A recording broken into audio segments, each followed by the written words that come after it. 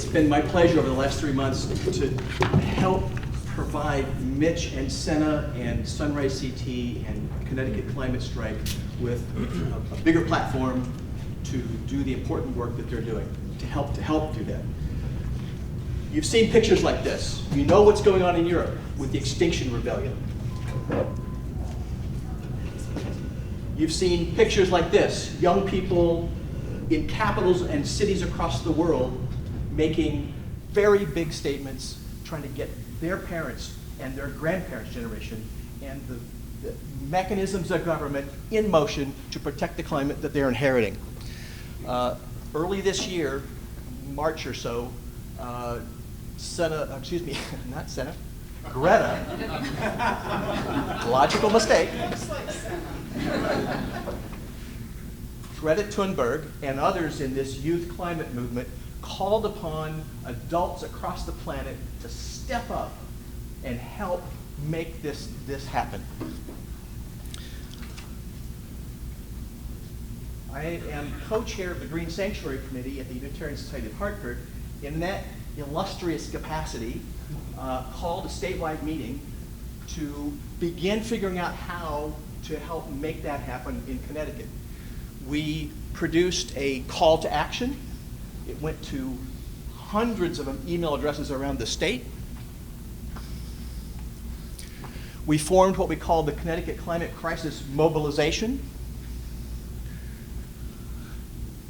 As of last Friday or so, no, early last week, it was 82, but it's actually 91 organizations ultimately endorsed that, that call to action. We did lots of publicity, including billboards on Interstate 84 and Interstate 91 for a full week. We turned out, the police estimate is 1,000 people at the state capitol on last Friday afternoon, a week ago Friday.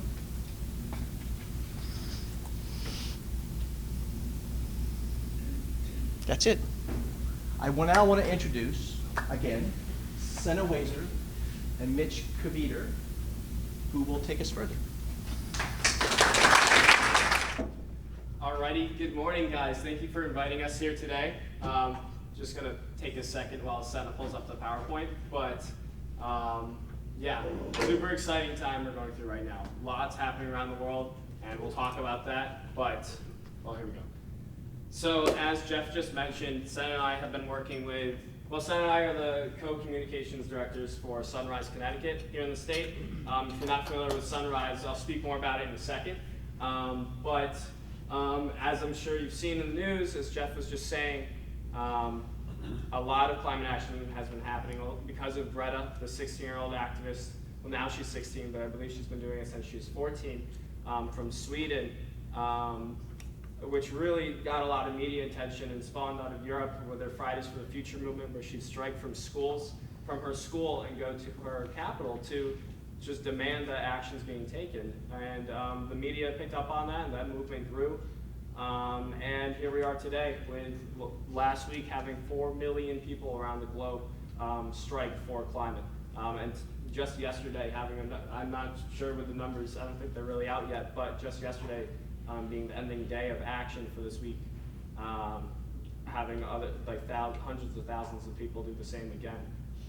So we'll be speaking a little bit about that and talk about Sunrise.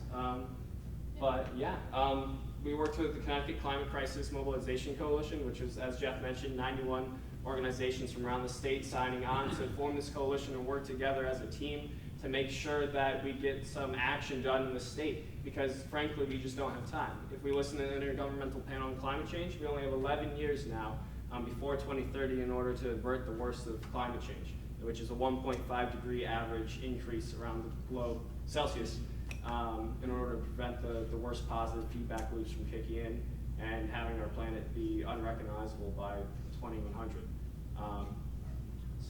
Sena and I worked to help create our action in Hartford. And yes, C3M, as mentioned, you skipped over that, right? Yeah. Cool. So Sunrise. So here's me, and here's Carl. He's the director. I don't believe he's here. Carl, he's the director of Sunrise, Connecticut, and of course Sena. And we've been doing this for about a year, you think? Working with this group. So Sunrise, what I wanted to touch on. Sunrise, which you might have heard about, has been around for a few years. Yeah, It formed in Massachusetts / New England area, but the group is essentially, if I read this off, it's a movement led by young people from around the country. It's a United States-based group, really working to make sure that we have elected officials that care about climate change, that care about environmental issues, and to remove the influence of fossil fuel industries from our politics and from our lives, and making sure that everyone has the right to clean air, water, and like a healthy environment. And it's a non-violent movement, but it is a movement that's not afraid to get in politicians' faces and say, look, we need action now. And that's really where a lot of the media coverage has come from. I'm sure you've seen like the office sit-ins at Speaker Pelosi's office or Senator Feinstein's office, and that's where the movement's kind of grown. Yeah, I would just add, like, there are three main goals. Their first one is to make climate change an urgent priority across America. Their second priority is stopping climate change, and then third is creating millions of good jobs in the process. So really what the movement is focused on is like the federal Green New Deal resolution. The Sunrise movement was accredited by Representative AOC, Senator Markey, and like Bernie Sanders for really taking up the action that was necessary for creating the Green New Deal. So that's the main focus right now of Sunrise, and Sunrise Connecticut will be focusing on stuff like that we'll be talking about. And that's why we're super happy to work with C3M and help get that initiative working, because one of the other principles of Sunrise is to make sure that we're working with as many people as possible to make the change that we desire. Okay, so September 20th. We want to start by just going over like the asks of the day.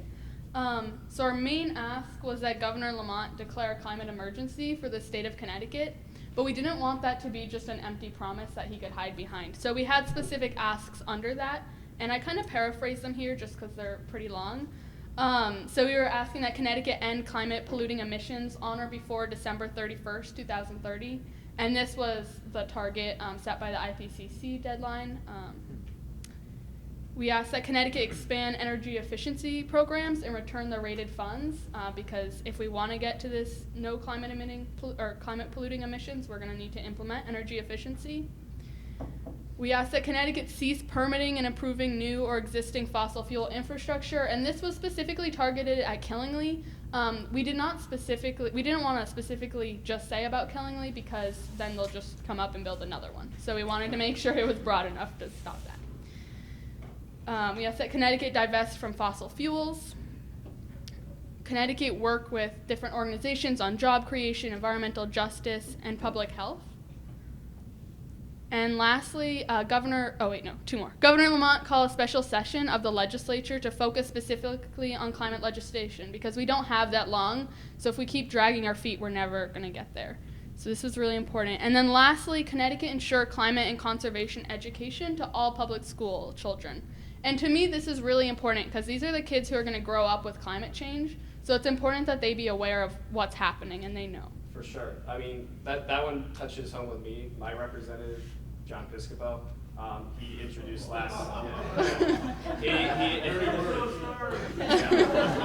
he introduced last legislative session a bill that would ban discussion of climate change in public education, and it absolutely insane. And today, like even as I go to Eastern and just talking to students about this, like they know what's going on to some degree, but honestly, it disappoints me that our public education system hasn't told them. The only reason like Sena and I have known like a lot about this was because of what we've learned on our own. Like Sena got started because she read a book when she was 5 years old about whales, which is an incredible story, and she realized like, wow, like nothing's getting done. And I mean, Sena can speak more to that, and whoever heard her speech, but. And again, we just heard a lot about energy efficiency and how critical that is and how that's often overlooked. So those are more kind of Connecticut-based things that we're focusing on as like Sunrise Connecticut that we might not be seeing elsewhere, because other areas might have pretty good energy efficiency programs, or they might already have pretty good education in terms to what's happening with the environment and and climate change. Okay, so we had speeches on a variety of climate-related topics, so I'll just go through these quickly. We had a speaker on immigration, we had a speaker on transportation, on union involvement in climate action, on energy efficiency, war and warming, and then also the need for action. Yeah, and Okay. Oh. just kind of touching on that, like union involvement, all of that. One incredible thing about C3M, or the Connecticut Climate Crisis Mobilization, is that this group managed to bring together religious groups, bring together unions, bring together just communities, bring together schools, and then bring together the traditional environment groups like Sierra Club and a lot of you here today, and then all the new like youth-led movements like Sunrise, like Zero Hour, like youth climate strikes, like Fridays for the Future, and all of it. So really that's one thing that we envision, and we'll talk about that, as continuing in the state of Connecticut, is a lot of this cooperation to get stuff done. Yeah. So after our speeches, we had an 11-minute die-in, and this was to represent the 11 years that we had left, or that we have left, according to the IPCC report. It was really powerful to see this happen, so that was amazing. And then after that, we went inside with about 70 activists, and we delivered our resolution. We also had a bunch of signatures on it to the governor's office with all these demands that we just laid out to you. So we didn't meet him. We met with one of his aides, and now we are working on pushing to actually get a meeting. So we'll see how that goes, but we're working on that. You want to talk about this? Yeah, so coming out of September 20th, we had 4 million people, as I mentioned, strike on this day. It was the biggest day of environmental action in history. Rivaling, things surpassing, I mean, there's still numbers coming out, surpassing the first Earth Day back in, I don't want to say the date. 70 or 70? 70, 1970, 71. So huge day of action, and all around the globe, we had, I like to say 2,000 people in Hartford. The police estimate, I feel like, was a little small, but I guess that's what I'll say. But we got a lot of press coverage. We had representatives there. We had Senator Blumenthal speaking with us, all saying that they'll take action, et cetera, et cetera. Press asking why we're there, press getting out there and spreading the word. But really, we want to make sure that it doesn't end there. I mean, we can't allow it to end there, just have representatives and our legislators come, show up, be like, okay, great, and then nothing get done. We have to follow up with real action, and we can't let it die out. We have to have all these groups stick together and work together, moving forward in the state, and work with even local or regional partners in other states. Like at least Sunrise, we're hoping to work together with all of our New England partners and come out and aid each of the other states in furthering our goals. So we just want to make sure that we're all on the same page, that we can't allow this just to be it. Like, sure, huge day of action, like, oh, cool, maybe they'll get it now. No, we have to keep pushing. That's absolutely critical, because if it's just one day, see the headlines, okay, well, I guess people care, and then nobody follows up. I mean, traditionally it's all these groups still following up, but we need to build that momentum out of what the 4 million people striking around the globe was. We have to make sure that those guys stay retained and join all of our groups in trying to make progress. We can't lose that. Yeah. Also, I just want to say we were on the front page of the Hartford Courant. I didn't think that was us when I first saw it, but that was really exciting. Okay, so moving forward, I think this is really important. Firstly, we want to escalate pressure on the governor so we actually get this meeting with him that we're asking for. And I mean, I think it's only fair, like if we had about 1,500 of his, constituents come out to demand something, like he should pay attention to that. So one thing that we can do, like as a group of environmental activists, is hold forums in our towns, like about climate action. So we can really start, like Mitch was saying, to build that base and to retain that base. So presenting, concerned citizens of your town with the facts first about climate change, because I know a lot of people, they know about it, they know it's happening, but they don't realize the urgency, and I think that's something that really needs to be communicated. So educate on the urgency of climate change. Then explain about personal actions, because I know a lot of times I walk away from events feeling like there's nothing I can do and just feeling like really overwhelmed by the problem, but not knowing like what do I do now. So I think this is really important, but then also talking about legislative actions, because this stuff isn't going to change if we don't, take real legislative action.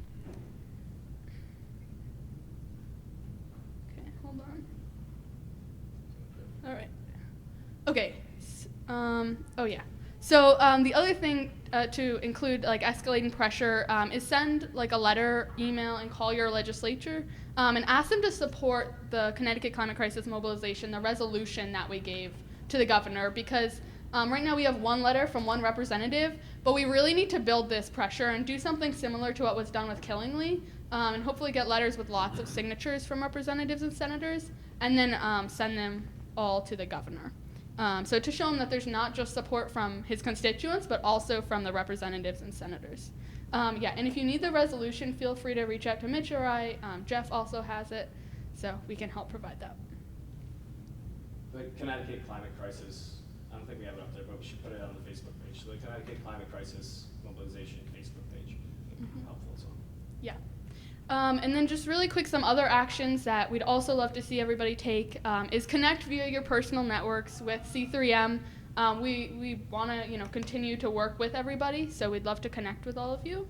Yeah, if you email C3M and ask, like either with organizations that maybe aren't part of it here already, if you want to join and be a supporting member as your organization, like obviously take that vote, et cetera, look into what C3M is. But again, 91 organizations are a part of it right now, so we hope to keep expanding that so we can all stay interconnected. Question? Well, we have, in a sec, we'll get the questions. And then, of course, direct actions, come out and support each other. And then we're also just saying, like, have conversations with your representatives and senators, and this could be about, writing a letter to the governor, but something like that is really important so that we have real changes. Even just personal conversations. Like, as just a constituent, not an environmental lobbyist, not one of us that's already well connected, like, if you tell, like, friends or something, like, hey, if you care about this, like, just have a conversation, be like, look, buddy, I care about this, and I think you should do more, and that this state should do more. Okay, that's it. Thank you very much. So we have our, if you want to reach out, here's our emails or whatever, and we'll leave it up, but I know you had a question, so. Yeah, would you prefer that people contact their local hubs if they're trying to do what you're asking, or do you want them to come to you and then reach? In terms of Sunrise? What? In terms of Sunrise specifically? Yes. So we're super lucky that a bunch of hubs are springing up around the state. Like there's a New Haven hub, there's a Middletown hub that's coming up, there's a Yukon hub that just started 2 weeks ago. And we're, as Sunrise Connecticut, as like the overarching organization that Carl, Sena, and I are like a part of, and the first group to kind of start Sunrise in this state. We're trying to navigate how exactly we want to do that. But yes, we're hoping that Sunrise Connecticut remains the main overarching branch to help coordinate everything between everyone, outside organizations, and all the hubs. So that we're hoping to have kind of administrative / be the place where if you don't have a hub, Sunrise Connecticut is your hub. And we're also hoping to have all the hubs be a part of like Sunrise Connecticut. Yeah, because they are right now, but we're trying to work on that interconnectedness, scoop everybody together a little bit. Yeah. Can you go back one slide? Yes. And specifically for like the resolution and the writing letters to your representatives, reach out to us because we were the ones who did most of the planning for this event and who like really know the resolution and all of that stuff. Yeah. Any other questions? Okay. Alex. Communicating with your representatives and local leaders, the ask of them would be to support your ask of the governor, Right. right? Yes.